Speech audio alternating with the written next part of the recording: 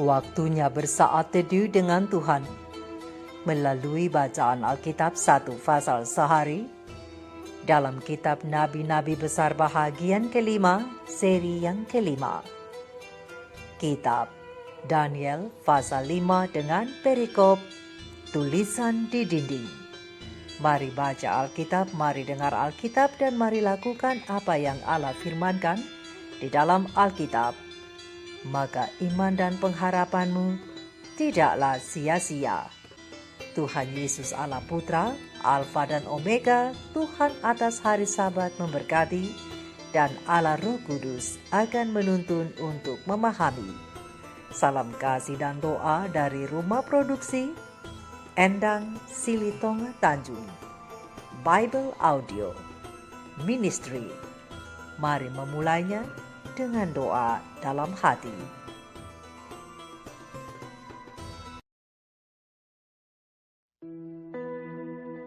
Raja Belsyazar mengadakan perjamuan yang besar untuk para pembesarnya, 1.000 orang jumlahnya.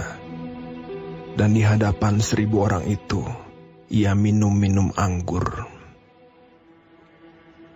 Dalam kemabukan anggur, Belsyazar menitahkan orang membawa perkakas dari emas dan perak yang telah diambil oleh Nebukadnezar, ayahnya, dari dalam bait suci di Yerusalem, supaya raja dan para pembesarnya, para istri, dan para gundik mereka minum dari perkakas itu. Kemudian dibawalah perkakas dari emas dan perak itu, yang diambil dari dalam bait suci, rumah Allah di Yerusalem. Lalu raja dan para pembesarnya, para istri, dan para gundik mereka minum dari perkakas itu. Mereka minum anggur dan memuji-muji dewa-dewa dari emas dan perak, tembaga, besi, kayu, dan batu. Pada waktu itu juga, tampaklah jari-jari tangan manusia menulis pada kapur dinding istana raja di depan kaki Dian. Dan raja melihat punggung tangan yang sedang menulis itu. Lalu raja menjadi pucat, dan pikiran-pikirannya menggelisahkan dia. Sendi-sendi pangkal pahanya menjadi lemas, dan lututnya berantukan. Kemudian berserulah raja dengan keras, supaya para ahli jampi, para kasdim, dan para ahli nujum dibawa menghadap.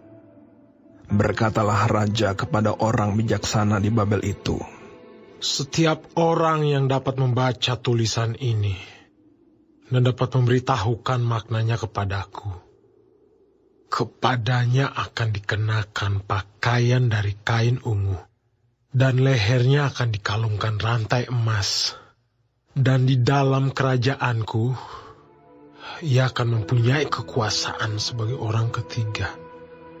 Tetapi semua orang bijaksana dari raja yang telah datang menghadap tidak sanggup membaca tulisan itu dan tidak sanggup memberitahukan maknanya kepada raja. Sesudah itu, sangatlah cemas hati Raja Belsyazar, dan ia menjadi pucat, juga para pembesarnya terperanjat. Karena perkataan raja dan para pembesarnya itu, masuklah permaisuri ke dalam ruang perjamuan. Berkatalah ia, "Ya Raja, kekalah hidup Tuanku. Janganlah pikiran-pikiran Tuanku menggelisahkan Tuanku, dan janganlah menjadi pucat. Sebab dalam kerajaan Tuanku ada seorang yang penuh dengan roh para dewa yang kudus. Dalam zaman ayah Tuanku, ada terdapat pada orang itu kecerahan, akal budi dan hikmat, yang seperti hikmat para dewa. Ia telah diangkat oleh Raja Nebukadnezar, ayah Tuanku, menjadi kepala orang-orang berilmu, para ahli jampi, para kastim, dan para ahli nujum. Karena pada orang itu terdapat roh yang luar biasa, dan pengetahuan dan akal budi, sehingga dapat menerangkan mimpi, menyingkapkan hal-hal yang tersembunyi, dan menguraikan kekusutan, yakni pada Daniel yang dinamai Beltesazar oleh raja. Baiklah, sekarang Daniel dipanggil, dan ia akan memberitahukan maknanya. Lalu dibawalah Daniel menghadap raja. Bertanyalah raja kepada Daniel, "Engkaukah Daniel itu salah seorang buangan yang telah diangkut oleh raja ayahku dari tanah Yehuda? Telah kudengar tentang engkau, bahwa engkau penuh dengan roh para dewa, dan bahwa padamu terdapat kecerahan, akal budi, dan hikmat yang luar biasa. Kepadaku telah dibawa orang-orang bijaksana, para ahli jambi, supaya mereka membaca tulisan ini dan memberitahukan maknanya kepadaku. Tetapi mereka tidak sanggup mengatakan makna perkataan itu. Tetapi telah kudengar tentang engkau, bahwa engkau dapat memberikan makna dan dapat menguraikan kekusutan. Oleh sebab itu, jika engkau dapat membaca tulisan itu dan dapat memberitahukan maknanya kepadaku, maka kepadamu akan dikenakan pakaian dari kain ungu, dan pada lehermu akan dikalungkan rantai emas, dan dalam kerajaan ini engkau akan mempunyai kekuasaan sebagai orang ketiga." Kemudian Daniel menjawab raja, "Tahanlah hadiah tuanku. Berikanlah pemberian tuanku kepada orang lain. Namun demikian, aku akan membaca tulisan itu bagi raja dan memberitahukan maknanya kepada tuanku.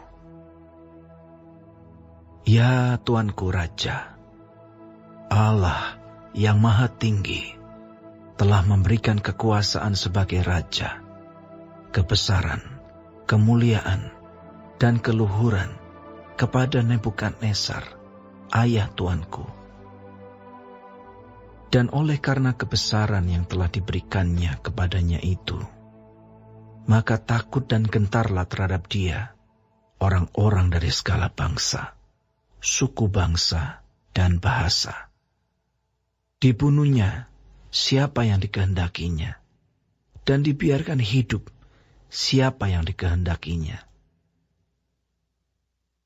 Ditinggikannya siapa yang dikehendakinya, dan direndahkannya siapa yang dikehendakinya.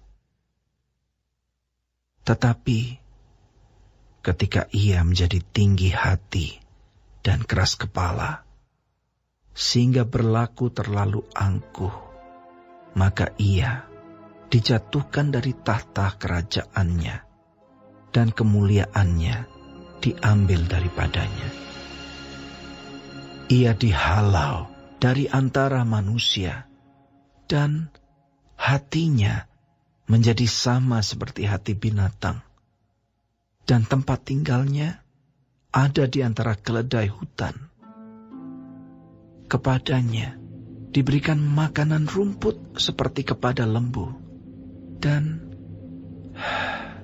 tubuhnya basah oleh embun dari langit, sampai ia mengakui bahwa Allah yang maha tinggi berkuasa atas kerajaan manusia, dan mengangkat siapa yang dikehendakinya untuk kedudukan itu.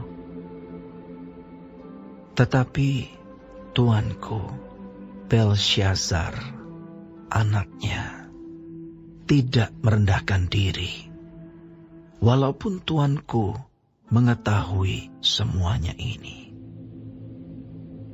Tuanku meninggikan diri terhadap yang berkuasa di sorga. Perkakas dari baitnya dibawa orang kepada Tuanku. Lalu Tuanku serta para pembesar Tuanku, para istri, dan para gundik Tuanku telah minum anggur dari perkakas itu. Tuanku telah memuji-muji dewa-dewa dari perak dan emas, dari tembaga, besi, kayu, dan batu yang tidak dapat melihat atau mendengar atau mengetahui, dan tidak Tuanku muliakan Allah yang menggenggam nafas Tuanku dan menentukan segala jalan Tuanku. Sebab itu, ia menyuruh punggung tangan itu dan dituliskanlah tulisan ini. Maka inilah tulisan yang tertulis itu. Mene, Mene, Tekel, Upharsin. Dan inilah makna perkataan itu. Mene, masa pemerintahan Tuanku dihitung oleh Allah dan telah diakhiri. Tekel, Tuanku ditimbang dengan neraca dan didapati terlalu ringan. Peres, kerajaan Tuanku dipecah dan diberikan kepada orang Media dan Persia. Lalu atas titah Belsyazar dikenakanlah kepada Daniel pakaian dari kain ungu, dan pada lehernya dikalungkan rantai emas. Dan dimaklumkanlah tentang dia bahwa di dalam kerajaan ia akan mempunyai kekuasaan sebagai orang ketiga. Pada malam itu juga terbunuhlah Belsyazar, raja orang Kasdim itu. Darius, orang Media, menerima pemerintahan ketika ia berumur 62 tahun.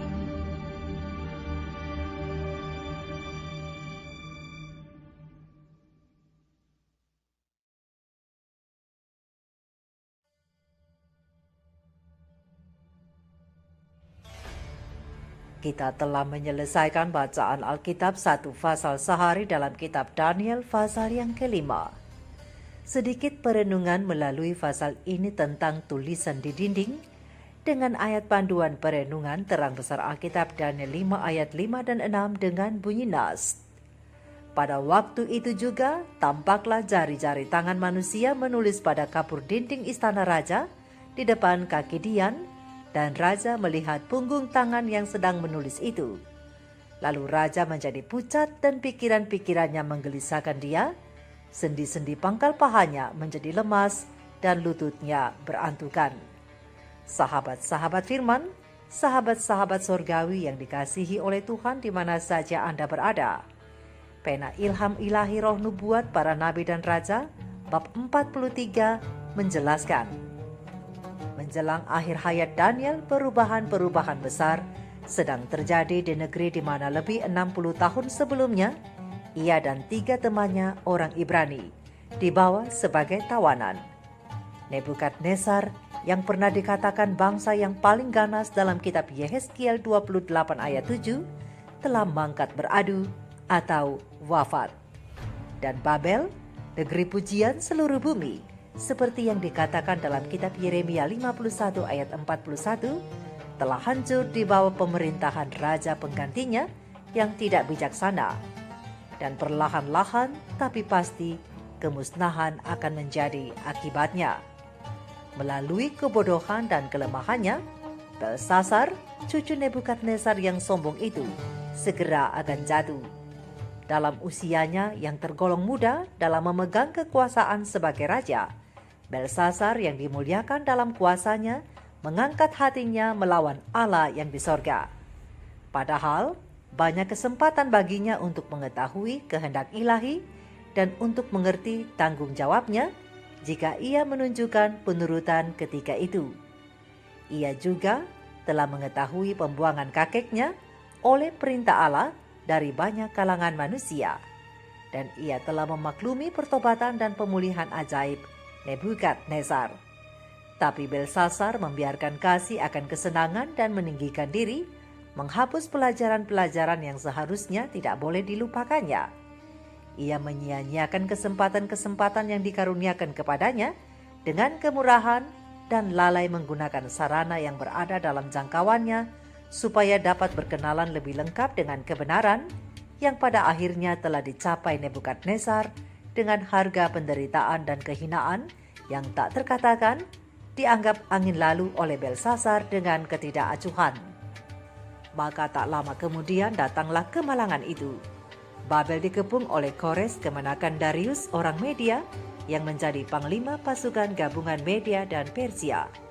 Tetapi dengan menyangka berlindung di dalam benteng yang tampaknya tidak dapat ditembusi, dengan temboknya yang tebal dan pintu-pintu gerbangnya yang terbuat dari tembaga, dilindungi oleh sungai Efrat dan terpelihara oleh perbekalan yang berlimpah-limpah, Belsasar, raja yang memanjakan nafsunya itu, merasa aman dan melewatkan waktunya dengan berfoya-foya dan berpesta pora.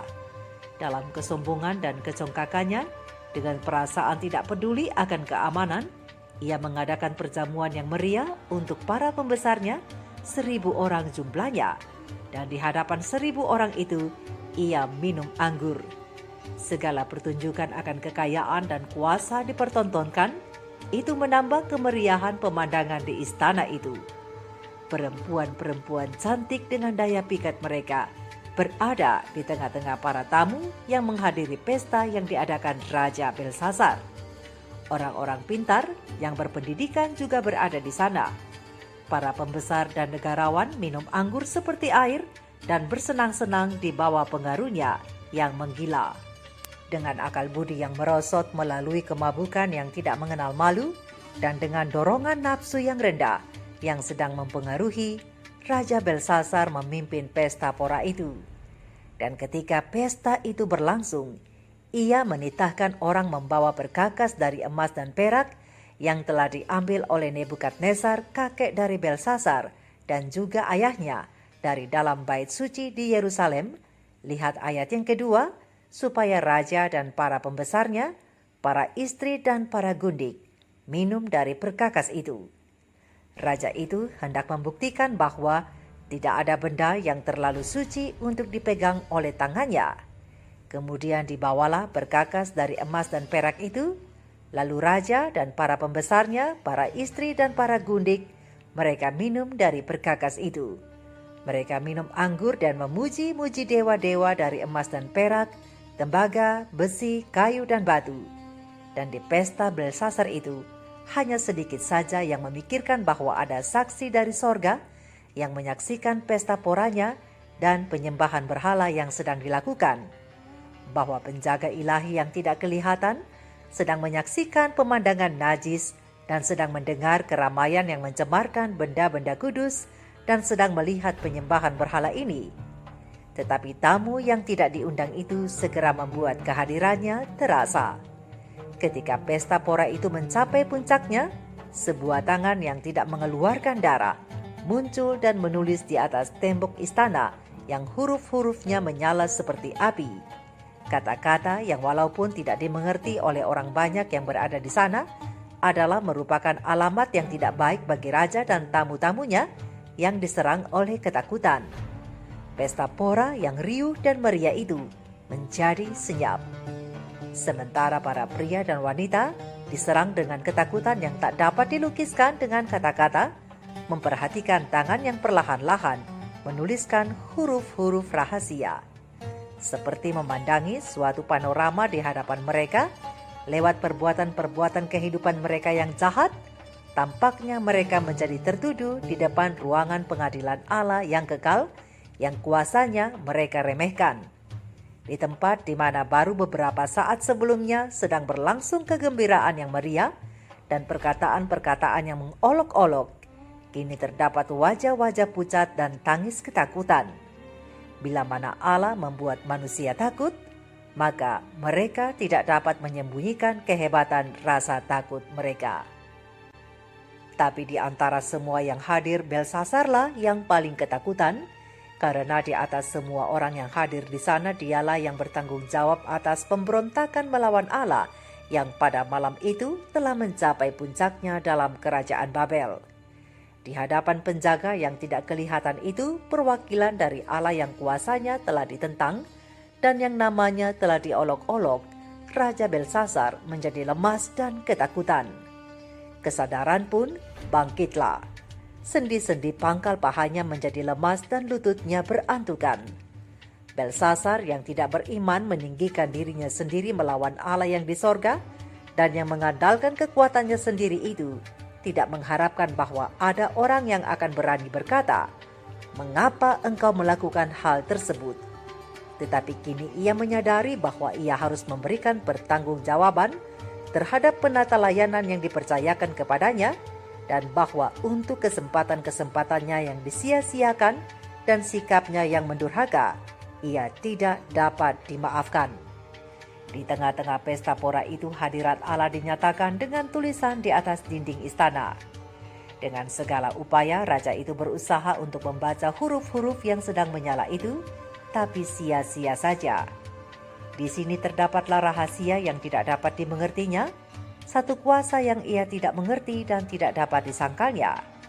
Dalam keadaan putus asa, Belsasar beralih kepada orang-orang pintar dalam kerajaannya untuk mencari pertolongan.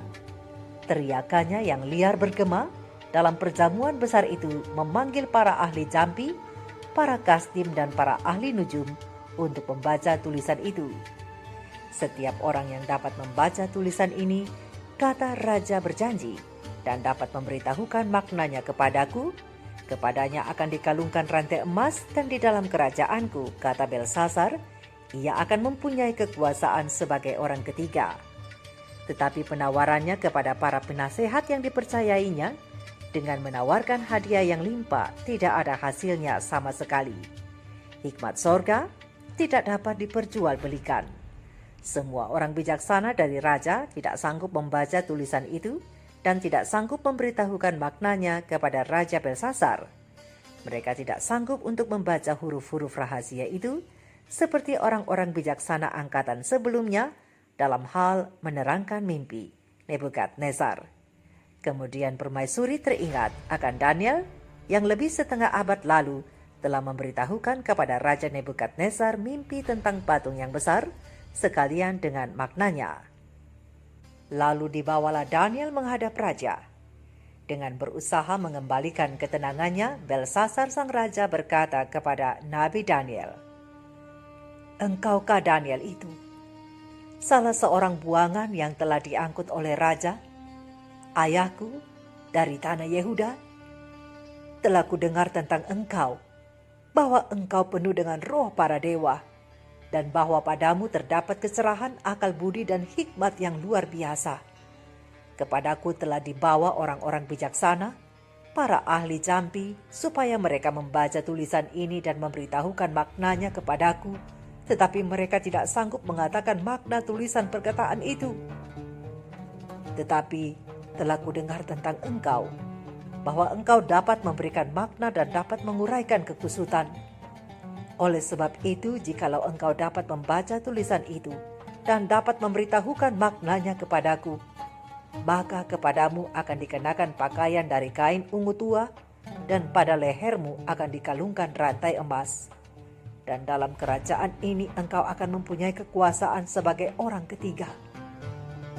Di hadapan orang banyak yang disengat rasa takut, Daniel yang tidak tergerak dengan janji-janji raja itu, berdiri dengan tenang dalam keagungan seorang hamba yang maha tinggi, bukan untuk mengucapkan kata-kata memuji diri, melainkan hendak menerangkan pekabaran tentang malapetaka. "Tahanlah hadiah Tuanku," kata Daniel. "Berikanlah pemberian Tuanku kepada orang lain. Namun demikian, aku akan membaca tulisan itu bagi raja dan memberitahukan maknanya kepada tuanku. Mula-mula, nabi itu memperingatkan Belsasar tentang hal-hal yang telah ia maklumi. Tetapi hal-hal itu tidak pernah mengajari dia pelajaran tentang kerendahan hati yang dapat menyelamatkannya. Ia menceritakan tentang dosa dan kejatuhan Nebukadnezar dan tentang hubungan Tuhan dengan dia, kekuasaan dan kemuliaan yang dikaruniakan kepadanya, penghukuman ilahi atas kesombongannya, dan pengakuannya untuk takluk terhadap kuasa dan rahmat Allah Israel. Kemudian dengan kata-kata yang berani dan tegas, Daniel menegur Belsasar karena kejahatannya yang besar. Daniel menekankan dosa raja itu di hadapannya, menunjukkan kepadanya pelajaran yang dapat dipelajarinya, tetapi tidak dipelajarinya. Belsasar tidak membaca dengan betul pengalaman kakeknya, bahkan juga tidak menghiraukan amaran peristiwa-peristiwa yang begitu penting baginya sendiri. Kesempatan untuk mengenal Allah dan menuruti Allah yang benar telah diberikan kepadanya, tetapi tidak dimasukkan ke dalam hatinya, dan ia sudah hendak menyabit akibat dari pemberontakannya itu. Tetapi tuanku Belsasar, kata Nabi Daniel memaklumkan, tidak merendahkan diri. Walaupun tuanku mengetahui semuanya ini, tetapi tuanku meninggikan diri terhadap yang berkuasa di sorga. Bergagas dari baitnya dibawa orang kepada tuanku, lalu tuanku serta para pembesar tuanku, para istri dan para gundik tuanku telah minum anggur dari perkakas itu.